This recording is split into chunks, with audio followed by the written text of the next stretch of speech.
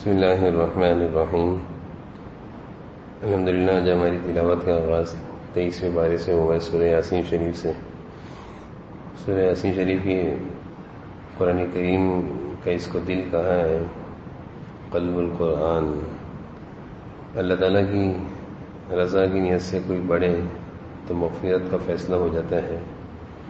اس سورت کا ایک نام معمہ بھی ہے، یعنی اپنے پڑھنے والے کے لیے دنیا اور آخرت کی خیر و برکت کو عام کرنے والی ہے۔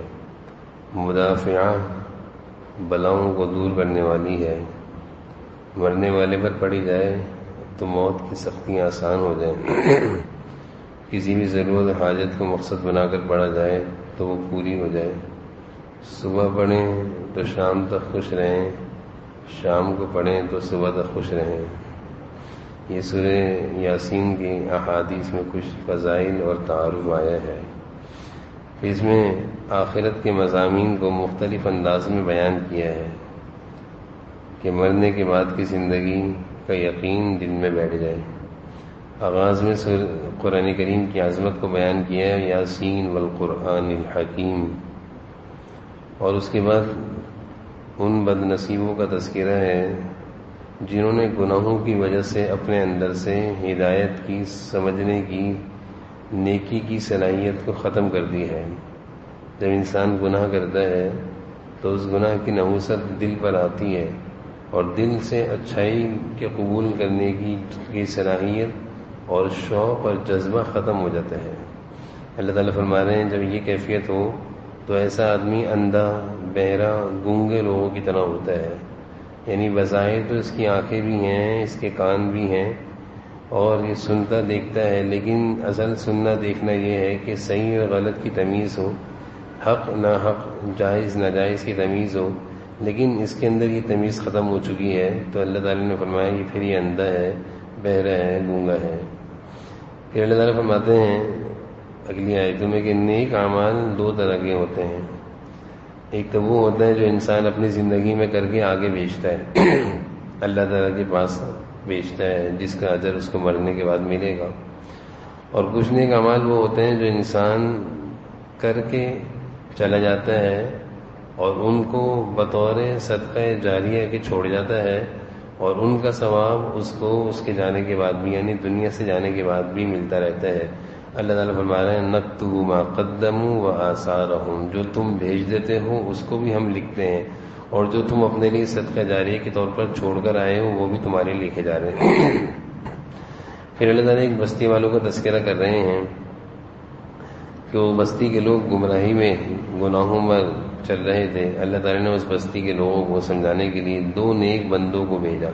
دو نیک بندے اس بستی میں آئے، انہوں نے پوری بستی کے لوگوں کو سمجھایا، لیکن اس بستی میں صرف ایک آدمی نے ان کی بات مانی اور ان کی بات کو مان کر ہدایت کو قبول کیا، باقی سب نے جھٹلایا۔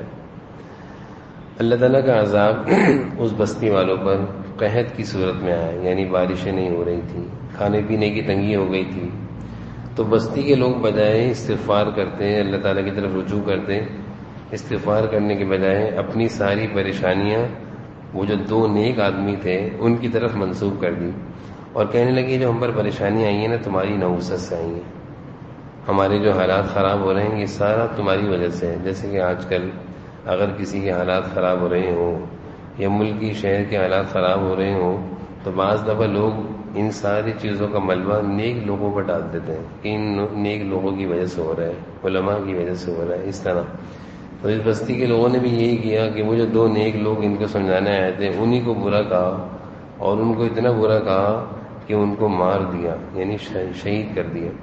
اللہ تعالیٰ نے بستی کے لوگوں کو جواب میں عذاب کی شکلیں دکھائیں اور مختلف قسم کے عذاب ان پر آئے، اور یہ ساری بستی کے لوگ ہلاک ہوئے، انہی کا تذکرہ ہے۔ پھر اللہ تعالیٰ نے یہ بھی بیان کیا کہ یہ بستی کے لوگ انبیاء علیہ السلام کی کس طرح گستاخی کر رہے تھے۔ انہوں نے انبیاء علیہ السلام کو تین طرح کے جملے کہہ کر ان کی گستاخی کری۔ ایک تو کہا کہ تم ایک عام آدمی ہو، دوسرا کہا کہ تمہارے پاس کوئی وحی نہیں اتری، اور تیسرا کہا کہ تم جھوٹے ہو۔ تو وہ انبیاء علیہ السلام جو اس بستی کے لوگوں کو سمجھانے آئے تھے وہ کہنے لگے کہ ہم تو اللہ کی طرف سے پیغمبر بنا کر بھیجے گئے ہیں، ہم تو کوئی نحوست بن کر نہیں آئے، بلکہ ہم تو تمہارے لیے خیر خواہی بن کر آئے ہیں اور تمہیں سمجھانے کے لیے آئے ہیں۔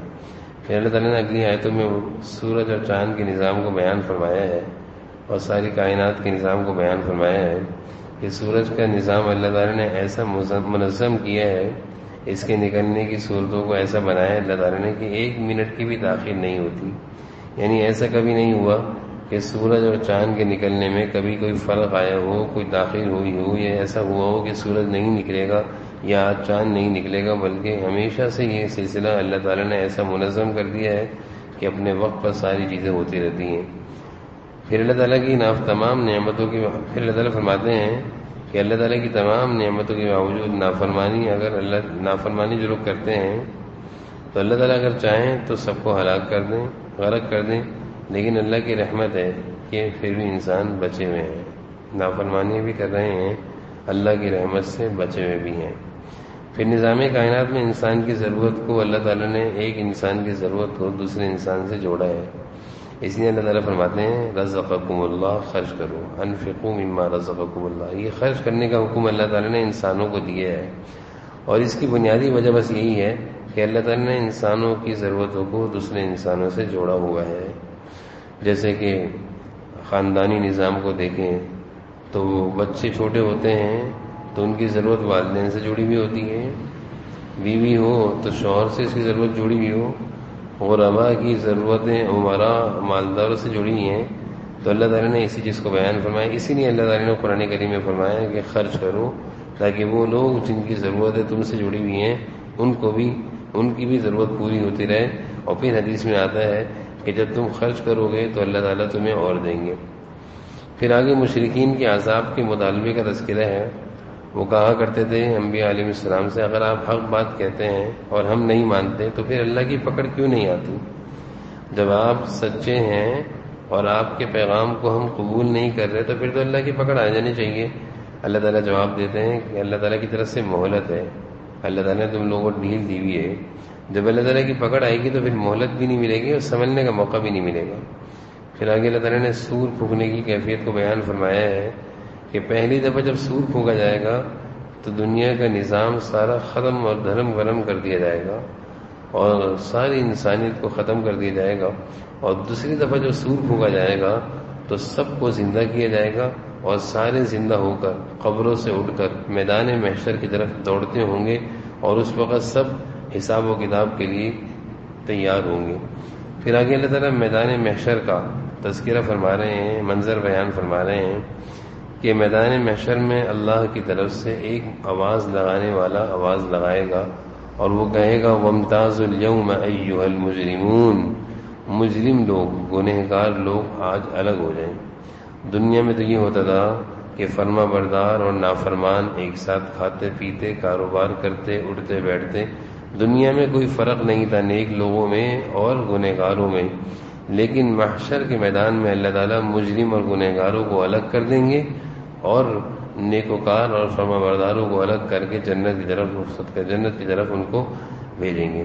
پھر آگے اللہ تعالیٰ کا ارشاد ہے کہ تم لوگوں سے کہا ہے کہ شیطان کی بات نہ مانو بلکہ میری عبادت کرو اور شیطان کی فرما برداری نہ کرو، وہ تمہیں غلط راستے کی طرف لے کر جائے گا۔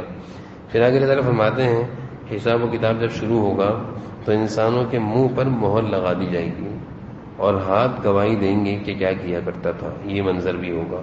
جس طرح زبان آج بولتی ہے، اللہ تعالیٰ یہی گویائی جو زبان کو اللہ تعالیٰ نے دی ہے وہ بھی ایک گوشت کا ٹکڑا ہے، یہی گویائی اللہ تعالیٰ ہاتھوں کو دیں گے، پاؤں کو دیں گے اور زبان کو بند کر دیں گے۔ پھر یہ ہاتھ بتائیں گے کہ تم اس ہاتھ سے کیا کیا کرتے تھے، پھر یہ پاؤں بتائیں گے کہ تم ان پاؤں سے چل کر کہاں جایا کرتے تھے۔ اللہ تعالیٰ اسی منظر کو بیان فرما رہے ہیں۔ پھر اللہ تعالیٰ فرما رہے ہیں کہ اگر اللہ چاہے تو تمہارے گناہوں کی وجہ سے تمہیں اندھا کر دے اور تم ایک قدم بھی نہ چل سکو، یعنی ایک قدم بھی آگے نہ بڑھ سکو، یا پھر زمین پر تمہیں ایک جگہ جما دے، یعنی تم بالکل ٹھہر جاؤ، ہل نہ سکو، حرکت بھی نہ کر سکو، لیکن پھر بھی اللہ تعالیٰ انسانوں کے ساتھ رعایت کا معاملہ فرماتے ہیں۔ آگے سورہ صافات ہے۔ سورہ صافات میں اللہ تعالیٰ نے شروع میں فرشتوں کی صفات کا تذکرہ فرمایا ہے اور اس کے بعد قیامت کے منظر کو بیان فرمایا ہے، دوبارہ پیدا کرنے کو بیان فرمایا ہے اور مشرکین کا جو یہ کہنا تھا کہ جب ہم مر جائیں گے، مٹی ہو جائیں گے، ہماری ہڈیاں بوسیدہ ہو جائیں گی تو ہم دوبارہ کیسے پیدا کیے جائیں گے؟ اللہ تعالیٰ فرماتے ہیں جب تمہیں اللہ تعالیٰ نے پہلی دفعہ پیدا کیا ہے، تم کچھ بھی نہیں تھے، تو دوسری دفعہ پیدا کرنا کیا مشکل ہے؟ جب اللہ پہلی دفعہ پیدا کر سکتا ہے تو تم لوگوں کو دوبارہ قبروں سے اٹھائے گا۔ پھر میدان محشر کا اللہ تعالیٰ تذکرہ فرما رہے ہیں وَقِفُوهُمْ إِنَّهُمْ مَسْئُولُونَ، قیامت کے دن لوگوں کو یہ بول کر روکا جائے گا کہ ٹھہر جاؤ، تم سے حساب و کتاب ہوگا۔ یہ ایک آواز آئے گی اللہ کی طرف سے جو ساری انسانیت پر بجلی کی طرح گرے گی، اور سب انتظار میں کھڑے ہو جائیں گے جب یہ کہا جائے گا رک جاؤ کہ تم سے حساب و کتاب ہوگا۔ پھر اللہ تعالیٰ دو دوستوں کا تذکرہ فرما رہے ہیں، وہ دو دوست جن کی دنیا میں بڑی گہری دوستی تھی، ایک نیک تھا اور ایک بد اور گنہگار تھا۔ نیک دوست کو اللہ تعالیٰ جب جنت میں بھیج دیں گے تو وہ اللہ تعالیٰ سے اچانک اس کو خیال آئے گا میرا دنیا میں ایک دوست تھا، وہ کہاں ہے؟ تو اللہ تعالیٰ سے وہ کہے گا کہ اللہ میرا دنیا میں ایک دوست تھا جو آخرت کا انکار کیا کرتا تھا، دنیا میں غفلت کی زندگی گزارا کرتا تھا، وہ کہاں ہے؟ اللہ تعالیٰ فرمائیں گے هل انتم مطلعون، کیا تم اس کو دیکھنا چاہتے ہو کہ وہ کہاں ہے؟ وہ کہے گا جی اللہ مجھے دکھائیے وہ کہاں ہے۔ اللہ تعالیٰ فرمائیں گے فطلع فرآ، اس کے سامنے اللہ تعالیٰ جہنم کر دیں گے اور وہ اپنے دوست کو دیکھے گا کہ وہ جہنم میں جل رہا ہوگا۔ یہ فوراً اللہ تعالیٰ سے کہے گا اے اللہ آپ کا شکر ہے، اگر آپ کا مجھ پر کرم نہ ہوتا اور آپ کی اگر مجھ پر مہربانی نہ ہوتی تو میں بھی آج اس کی دوستی کی وجہ سے جہنم میں جل رہا ہوتا۔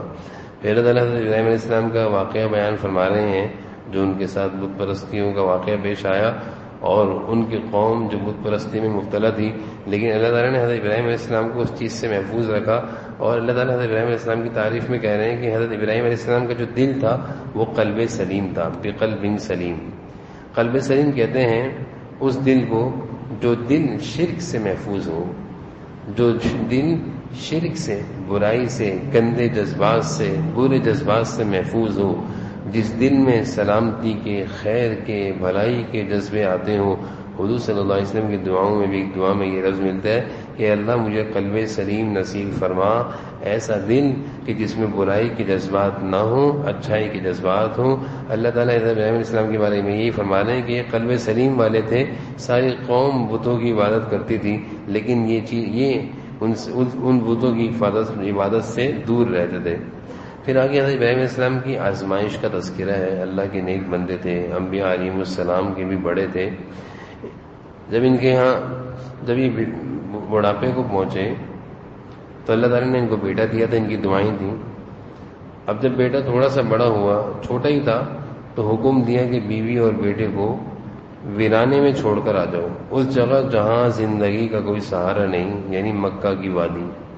حکم کے مطابق حضرت ابراہیم علیہ السلام اپنی بیوی حضرت ہاجرہ اور اپنے بیٹے حضرت اسماعیل کو لے کر روانہ ہوئے شام سے، اور مکہ جو اس وقت بالکل غیر آباد تھا اور ویران تھا، یعنی بیت اللہ کی بھی اثر نو تعمیر نہیں ہوئی تھی، حضرت ابراہیم علیہ السلام نے وہاں پہاڑوں پر لا کر چھوڑ دیا۔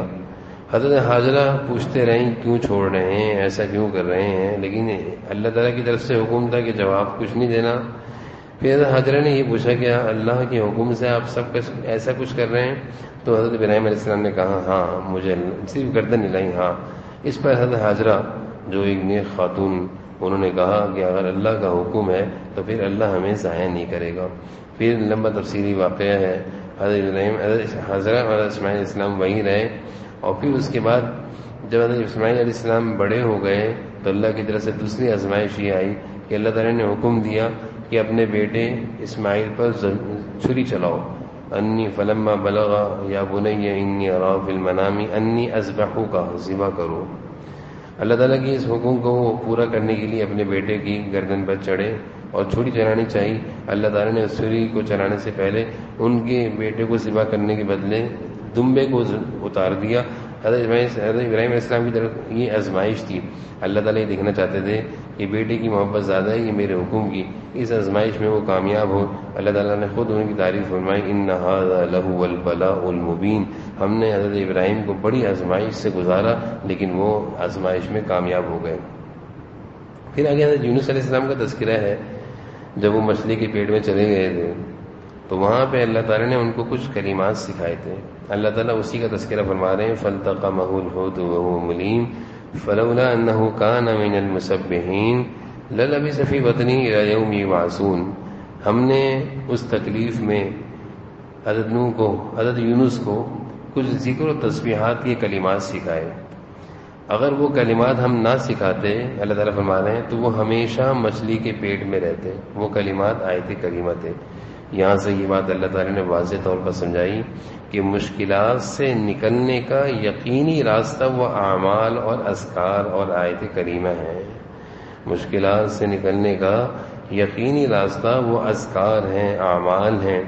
انسان مشکلات سے نکلنے میں لاکھوں کروڑوں روپے خرچ کر دیتا ہے اور بیماریوں سے پریشانیوں سے نکلنے کے لیے ساری تدبیر اختیار کرتا ہے، لیکن زبان پر ذکر اذکار نہیں آتے، اللہ تعالیٰ کی طرف متوجہ نہیں ہوتا. یہی وجہ ہے کہ مشکلات میں پھنسا کا پھنسا ہی رہتا ہے، دھنستا چلا جاتا ہے اور مشکلات سے نہیں نکلتا. اگر ہم اللہ تعالیٰ کی اس حکم کو سمجھیں جو ان آیتوں میں اللہ فرما رہے ہیں کہ حضرت یونس اللہ کے نبی ہیں، ان کے بارے میں فرما رہے ہیں کہ اگر یہ بھی مشکلات میں اللہ کا ذکر نہ کرتے تو یہ بھی مچھلی کے پیٹ میں قیامت تک رہتے. جب انہوں نے اللہ کا ذکر کرنا شروع کیا تو اللہ تعالیٰ نے ان کو مچھلی کے پیٹ سے نجات عطا فرما دی. اسی کا تذکرہ ہے. آگے سورہ صاد ہے. شروع آیت میں اللہ تعالیٰ غرور و تکبر کرنے والے لوگوں کی مذمت بیان فرما رہے ہیں. ان لوگوں کی مذمت جو غرور اور تکبر کرتے ہیں، بڑائی جن کے دلوں میں ہوتی ہے، اللہ تعالیٰ ان کی ہلاکت کا تذکرہ فرما رہے ہیں.